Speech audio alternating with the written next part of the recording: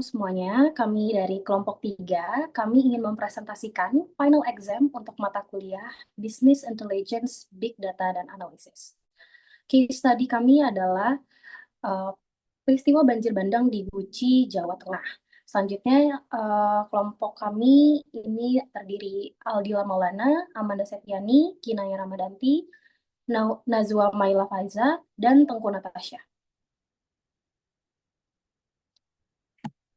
Banjir bandang terjadi pada 20 Desember 2025 di kawasan wisata Guci, Kabupaten Tegal, Provinsi Jawa Tengah. Pada fase awal kejadian, informasi mengenai bencana lebih dahulu menyebar melalui media sosial sebelum adanya klarifikasi resmi dari otoritas terkait. Selanjutnya, penyebaran informasi yang cepat membentuk persepsi awal publik dalam situasi krisis. Selanjutnya, media sosial dalam fase awal krisis ini, dalam peristiwa banjir bandang Guci, media sosial berperan sebagai saluran utama penyebaran informasi pada fase awal krisis. Informasi dan konten visual mengenai kejadian tersebut beredar luas sebelum adanya klarifikasi resmi dari pihak berwenang.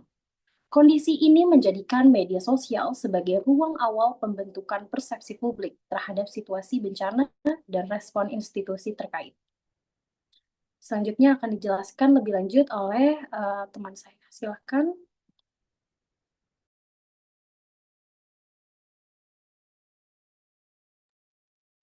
Kita masuk ke objek analisis, yaitu komentar publik. Objek analisis dalam penelitian ini adalah komentar publik yang muncul pada unggahan media sosial terkait peristiwa banjir bandang Guci. Komentar publik dipandang sebagai bentuk respons aktif masyarakat yang mempresentasikan persepsi, emosi, serta penilaian terhadap situasi krisis dan respon institusi terkait. Oleh karena itu, analisis difokuskan pada isi komentar, bukan pada konten unggahan itu sendiri. Dan kita masuk ke sumber data dan pengumpulan data. Data dalam penelitian ini diperoleh dari komentar publik pada platform media sosial yaitu X yang membahas peristiwa banjir bandang di kawasan wisata Guci. Pengumpulan data dilakukan secara manual dengan mencatat komentar yang relevan ke dalam Google Sheets. Total data yang dianalisa berjumlah 50 komentar yang dipilih berdasarkan keterkaitan isi komentar dengan narasi utama yang kami analisis. Dilanjutkan. Selanjutnya ada data sense making. Diagram data sense making ini memperlihatkan bahwa mayoritas komen publik tergolong sebagai sinyal. Hal ini menunjukkan adanya pola kritik yang konsisten terhadap respon pemerintah sehingga membentuk narasi dominan pemerintah lambat. Pada fase awal krisis, diagram menunjukkan dominasi sinyal biru yang menguatkan narasi pemerintah lambat, sementara noise kuning dan data menyesatkan merah hadir dalam jumlah lebih kecil. Selanjutnya ini ada sinyal, komentar sinyal secara langsung membahas respon kebijakan dalam tanggung jawab pemerintah dalam menangani banjir bandang di kawasan wisata Guci.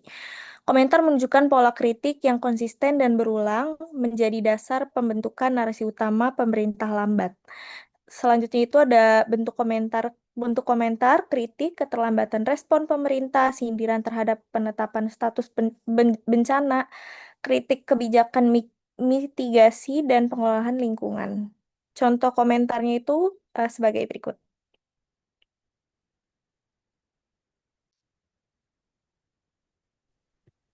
Selanjutnya saya akan membahas tentang noise. Komentar noise ini tidak secara langsung membahas kebijakan atau respon pemerintah. Bentuk komentarnya yaitu yang pertama ada reaksi emosional, yang kedua sarkasme ringan, dan yang ketiga adalah percakapan antar pengguna. Contoh komentar noise itu seperti mengekspresikan keterkejutan dan kekhawatiran tanpa mengaitkan dengan tanggung jawab struktural, lalu menunggu pernyataan gubernur tanpa menyampaikan kritik eksplisit. Komentar noise ini tidak menjadi dasar analisis narasi utama, namun mencerminkan atmosfer emosional publik pada fase awal krisis. Next. Selanjutnya ada data menyesatkan. Hasil data sense making menunjukkan satu narasi dominan. Narasi utama yang muncul adalah pemerintah lambat. Narasi terbentuk dari akumulasi komentar publik lintas akun dan waktu. Kritik publik berfokus pada kecepatan respons, ketegasan kebijakan, serta tanggung jawab negara dalam pengelolaan lingkungan. Komentar empatik dan spekulatif hadir sebagai bagian dari dinamika di diskursus, namun tidak menggeser fokus utama kritik. Media sosial ini berfungsi sebagai ruang pembentukan persepsi publik sekaligus arena evaluasi kebijakan krisis. Dan yang terakhir, hasil sense making menjadi dasar untuk mengidentifikasi bias data dan menilai risiko komunikasi. Next. Selanjutnya, pada slide ini menjelaskan bagaimana narasi publik bisa terbentuk dari frame seperti pemerintah yang lambat dan berulang. Dari situ muncul 3 bias, yaitu generalisasi, suatu kejadian dianggap bukti negara, gagal, kausal tanpa verifikasi, menyalahkan pihak tertentu tanpa data yang kuat, dan emosional atau politis, bencana dibaca sebagai hukuman atau kehancuran rezim dan dampaknya membuat trust menjadi turun, disinformasi yang naik, dan juga polarisasi makin kuat. Selanjutnya.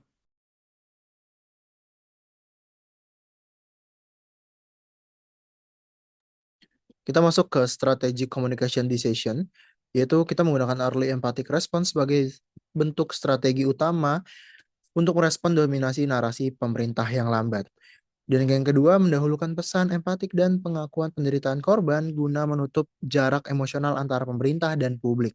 Yang ketiga, klarifikasi cepat, transparan, dan konsisten terkait status bencana, alur penanganan, dan dasar kebijakan. Yang keempat, pembaruan informasi berkelanjutan untuk mencegah kekosongan komunikasi yang memicu spekulasi lain. Penguatan kontra narasi berbasis data dan visual tanpa bantahan langsung agar tidak memperbesar konflik secara digital.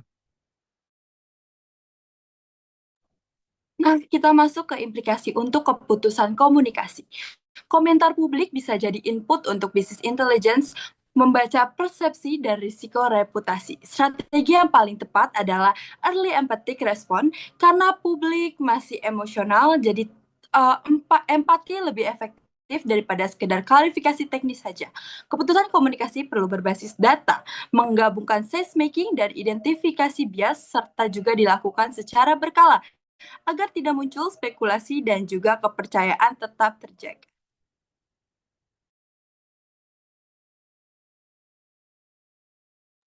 Baik, sekian presentasi kelompok kami. Terima kasih.